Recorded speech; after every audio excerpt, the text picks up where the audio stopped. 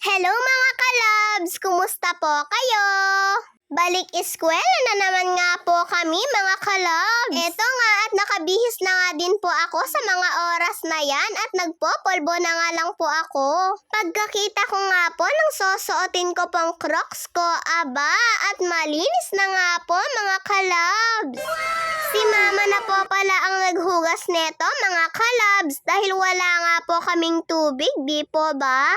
Kailangan nga din po naming magtipid ng tubig. Kaya yung napagbanlawan nga daw po ni mama ay doon na lang daw po niya nilabahan yung Crocs ko. Pero kapag may tubig na nga po kami ay ako na nga po ulit ang maglilinis ng mga sapatos ko. Ngayon nga po mga kalabs ay si mama yung gumawa nito dahil nagtitipid po kami sa tubig. At lumabas na nga din po ako ng bahay mga kalabs. Pagkalabas ko nga po ay umaambon-ambon po pala.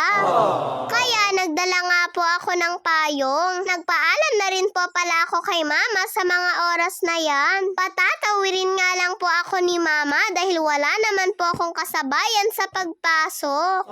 Hindi ko nga po alam kung nauna na yung mga kasama ko o nandyan pa po sila sa bahay nila. Basta nung natapos na nga po akong nag-ayos sa sarili ko ay diretso pasok na nga po ako. Kay bilis nga lang po ng araw at babalik na naman po kami sa eskwela. Parang kailan nga lang po yung wala kaming pasok. Tapos ngayon, eto at tuloy-tuloy na naman po yung pasukan namin. Hindi pa nga po ako mabilis na patawid ni mama dito dahil marami nga pong sasakyan na dumadaan. At nung wala na nga din po mga kalabs, eto at napatawid na rin po ako ni mama. At paglarga ko nga po kaninang hapon, sabi ko po kay mama ay magluluto po ako ng noodles. Pag uwi ko po kasi mga kalabs ay talagang nakaramdam po ako ng gutom. Kaya sabi ko kay mama ay magluluto nga po ako nito. Dalawa na nga po itong niluto ko dahil gusto nga din daw po ni kuya at nagugutom nga din daw po siya. Sinuot ko na rin po pala yung isa sa mga in-order kong damit sa TikTok. At tamang-tama nga lang din po sa akin yung haba ng pajama mga kalabs. At nagustuhan ko nga din po yung ganitong tela. At balik naman nga po tayo sa niluluto ko. At nung naluto na nga din po itong noodles ay nilagay ko na rin po itong seasoning. Sinobrahan ko na nga po ng konti yung sabaw ng noodles para po hindi masyadong maalat. Inoff ko na nga din po yung kalan mga kalabs dahil luto na nga din po ito. Tinanong ko nga po si mama kung may tinapay po ba kami. Pero sabi ni mama ay wala nga daw po. Kaya hihingi na lang po ako ng tinapay kay nanay. Saktong-sakto ay nag-uwi nga daw po yung tito ko ng 2 supot ng tasty bread. At nandito rin po pala si nanang sa bahay ni nanay kaya nagmano na rin po ako. Saktong pagpasok ko nga po dito mga kalabs ay hawak-hawak ni Kuya Imo yung tinapay. At isasabit na nga din po sana niya ito.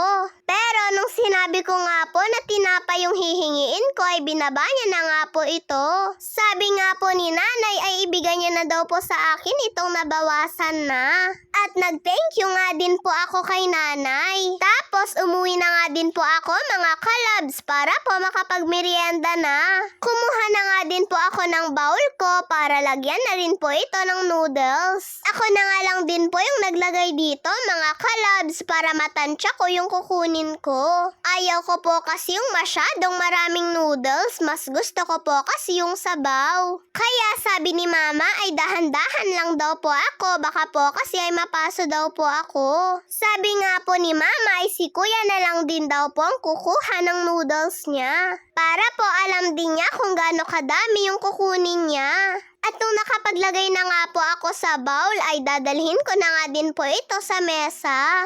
At dahil marami pa po pala kaming kanin mga kalabs, sabi ko kay mama ay magkakanin na lang po ako. Para siguradong mabusog po ako mga kalabs. Yung tinapay nga po na hiningi ko kay nanay ay hindi naman po yun masisira. At pwede naman po yun hanggang bukas na para po sa pangmerienda ko. Sayang nga lang at wala na po pala kaming palaman. Pero okay lang, pwede lang din naman po yun pang sausaw sa gatas. At naalala ko nga nga po, naubusan na rin po pala ako ng gatas. Paano ba yan? Milo na nga lang po mga kalabs. O tara mga kalabs, merienda na po tayo.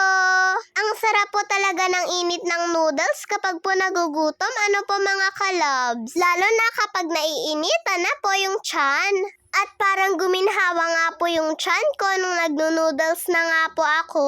Sabi nga po ni mama ay baka hindi na daw po ako makakain mamayang gabi. Magluluto pa man din daw po si nanay ng munggo. Hihingi na nga lang po kasi kami ng ulam namin kay nanay mamayang gabi mga kalabs. Kapag po kasi munggo yung lulutuin ni nanay ay hindi na nga din po kami nagluluto. At kapag kami naman po yung nagmumunggo ay hindi na rin po pinagluluto ni mama si nanay ng ulam. Ganon nga po lagi ang ginagawa ni mama at nanay.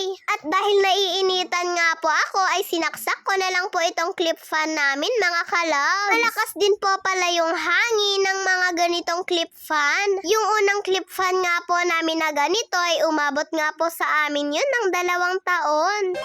Sabi nga ni Papa ay maganda din daw po pala yung ganitong clip fan. At alam nyo po ba mga kalabs, yung binili po naming electric fan sa SM, wala pa nga pong 2 buwan, aba, at nasira na po.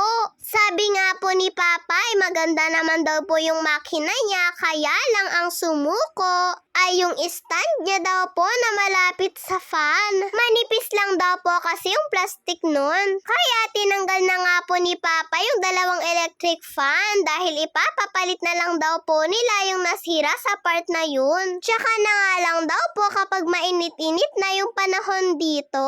Malamig pa rin po kasi dito sa amin mga kalabs. Sa gabi nga po ay isang electric fan na nga lang po yung ginagamit namin sa sobrang lamig. Pero alam nyo po ba, kahit nag-e-electric fan kami ay nagkukumot pa rin po kami. Sobrang lamig po kasi mga kalabs. At si kuya nga lang po ang mahilig mag-electric fan sa amin. Pero nakakumot din naman po siya. Ang dami ko na nga pong kinuwento mga kalabs.